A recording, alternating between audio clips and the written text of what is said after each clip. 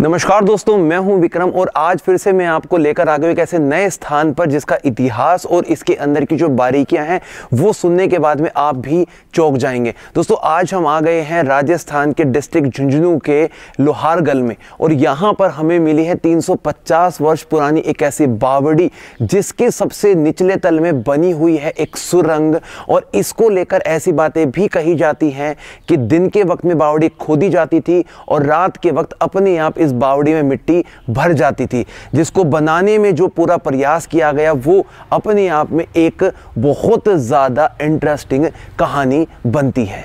दोस्तों, सबसे पहले मैं आपको इस बावड़ी के बाहरी हिस्से से रूबरू करवाना चाहता हूं। आपके सामने जो इस बावड़ी का नज़ारा आ रहा है वो अपने आप में काफ़ी ज़्यादा शानदार, बेहतरीन और काफ़ी विशाल है। ये जो बावड़ी है कुल मिलाकर ये 7 तल यानी कि 7 मंजिला गहरी बावड़ी बनी हुई है और तकरीबन ये बनाई गई थी 1673 के समय में। तो दोस्तों, अब हम क्या करेंगे, एक एक करके इन सीढ़ियों से नीचे की तरफ उतरेंगे, उन हिस्सों को भी देखेंगे और इसके इतिहास की सारी बातें बताएंगे कि ये बावड़ी किस लिए आज के समय में इतनी ज़्यादा प्रसिद्ध है और क्यों यहाँ पर लोग आते हैं। आइए थोड़ा सा इस प्रकार कर कुल मिलाकर यहाँ पर 100 के आसपास सीढ़ियाँ बनी हुई हैं। ऊपरी जो सीढ़ियाँ हैं काफ़ी चौड़ी चौड़ी भी हैं और ईज़िली आप यहाँ पर उतर सकते हो, इतना इनका जो स्लोप है खड़ा नहीं है।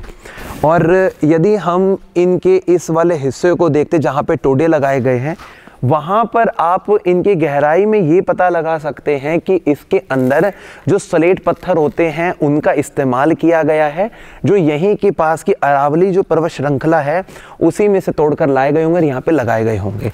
आइए एक बार आप अब सामने वाले हिस्से को देखिए, जहाँ पर आपको कुल मिलाकर 7 मेहराब दिखाई दे रहे हैं।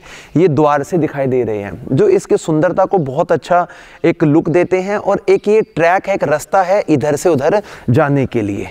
नीचे आइए आप। सामने वाली जो ये आर्च बनाई गई है इसका जो लुक है वो 2 आर्च का है। काफ़ी ऊंची आर्च है ये, तकरीबन इसकी जो ऊंचाई है वो 15 से 20 फीट के आसपास होगी। चौड़ाई भी काफ़ी ज़्यादा है।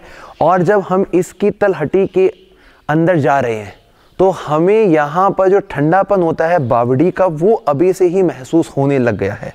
और तकरीबन अब हम इसके दूसरे तल में आ गए हैं। थोड़ा सा नीचे की तरफ हम चलते हैं। यहाँ से पहले आप इसका पूरा व्यू देखिए। सामने की तरफ से आपको जो 3 मंजिलें हैं उनके तलों तक कितनी सुंदर दिखाई दे रही हैं।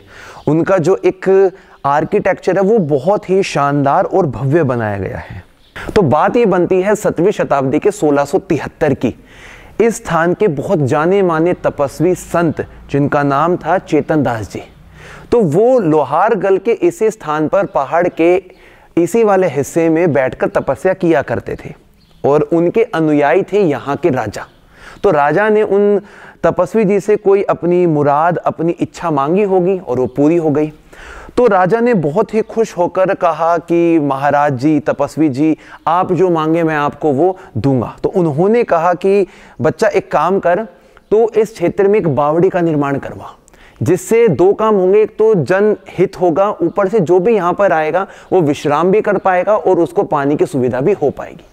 तो 1673 के समय में जो यहाँ के राजा थे उन्होंने तपस्वी जी के कहने पर इस बावड़ी को खुदवाना शुरू किया। लेकिन सबसे ज्यादा बात हैरान करने वाली तब बनती है जब दिन के वक्त में इस बावड़ी को खुदवाया जाता था, लेकिन रात के वक्त में ये बावड़ी जितनी खुदती थी उतनी ही अपने आप भर जाती थी। तो इस बात को लेकर उस समय के जितने भी लोग थे वो परेशान होने लगे और सोचने लगे कि इस प्रकार से काम कैसे चलेगा। तो किसी बुद्धिजीवी ने उन्हें बताया कि तुम्हें भैरव बाबा की पहले पूजा अर्चना करनी पड़ेगी, उसी के बाद में ये बावड़ी का जो काम है वो तुम्हारा हो सकता है।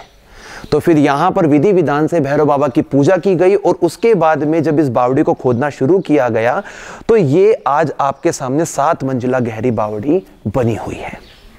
देखो, राजस्थान का जो एरिया है वो पहले से ही शुष्क है, पानी की वहां पर बहुत ज्यादा कमी रहती है, इसलिए यहाँ की जो बावड़ियां होती है बहुत गहरी होती हैं, जिसका एक जीता जाता एग्जाम्पल आपके सामने इस बावड़ी में आपको देखने को मिल रहा है। अब हम दोस्तों इसके आ गए हैं तकरीबन तीसरे तल पर, और तीसरे तल पर आने के बाद में यहाँ का जो वातावरण है वो और भी ठंडा हो गया है। यहां पर देखिए सुंदर अंदर की तरफ आर्च बनाई गई है, इसको एक 3D लुक भी दे रहा है ये। और इसके ऊपर ये जो इस्तेमाल किया गया है ये कंक्रीट और चूना पत्थर का जो प्लास्टर है उसको यहाँ पे लगाया गया है, लाइमस्टोन को बड़े बड़े पत्थर लगाए गए हैं। यहाँ पे आप इनका लुक देखिए, आज के समय में देखने पर ये उस समय की हमें जो पहचान है वो सोचने समझने पर देखने पे बहुत अच्छे तरीके से हमें पेशकश यहाँ पे देता है। अब हम थोड़ा और नीचे जाएंगे। दोस्तों जो सावन का महीना होता है ना, उस समय लोहारगल के अंदर तकरीबन 24 कोस की एक परिक्रमा लगती है और वो परिक्रमा यहाँ की पहाड़ी पर लगती है जहाँ पे बरखंडी धाम है। तो लोग आते हैं अपनी मान्यताओं को लेकर, तो उस समय यहाँ पर हजारों लाखों की भीड़ में श्रद्धालु लोग आते हैं। और जब श्रद्धालु लोग आते हैं तो इसका जो पानी है वो ऊपर तक भरा रहता है मॉनसून के समय में। तो यहाँ पर वो लोग जब आते हैं तो ऐसी घटनाएं भी देखने को मिली हैं कि 2-4 मौतें भी इस बावड़ी के अंदर डूबने की वजह से हुई है। और इस बावड़ी का जो सबसे निचला हिस्सा है वहां पर एक सुरंग बताई जाती है। अभी मैं नीचे की तरफ जाऊंगा, उस चीज को देखने की कोशिश करूंगा कि क्या उसके साक्ष्य आज भी मौजूद हैं या नहीं है। चलिए, ये इसका 5वां तल है और इस तल पे जो ये मेहराब बनाया गया है ये काफी ऊंचा भी है, लेकिन कितना चौड़ा है वो मैं आपको दिखाता हूं। आप इसकी चौड़ाई देखिए, तकरीबन ये 9 से 10 फीट चौड़ी बनाई गई है, इसलिए इतने वर्षों के बाद भी ये मजबूत है और अपने उसी स्थान पर अपनी बुलंदियों को दिखा रही है। अब हम धीरे धीरे करके इसके बिल्कुल अंतिम तल पर आ गए हैं।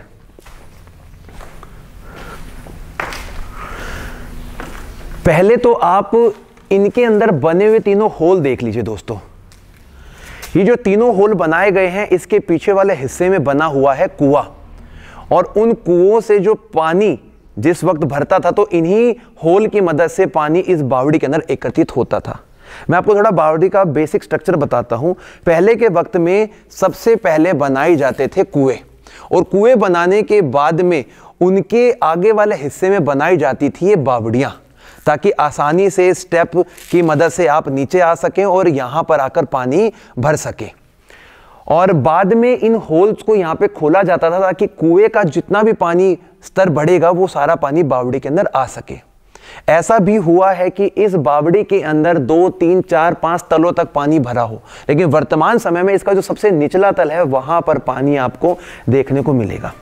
यहाँ पर काफ़ी सारी जो गंदगी है वो पड़ी हुई है, और कुछ बताते कि जो लकड़ी के यहाँ पे लंबे लंबे डंडे पड़े हैं वो इसलिए लगाए गए थे ताकि श्रद्धालु लोग इस बावड़ी के अंदर वाले हिस्से में ना जाएं, क्योंकि जब डूबने के बाद में कुछ लोगों की मृत्यु हो गई थी तो उसी चीज को ध्यान में रखते हुए यहाँ पर ये डंडे लगा दिए गए थे। और ऐसा बताते हैं कि जो इसका सबसे अंतिम वाला होल है वहीं से बनती है इस बावड़ी के अंदर की एक सुरंग, और वो सुरंग कहाँ जाती है आज तक इस बात का किसी को भी अच्छे तरीके से ज्ञान नहीं मिल पाया है।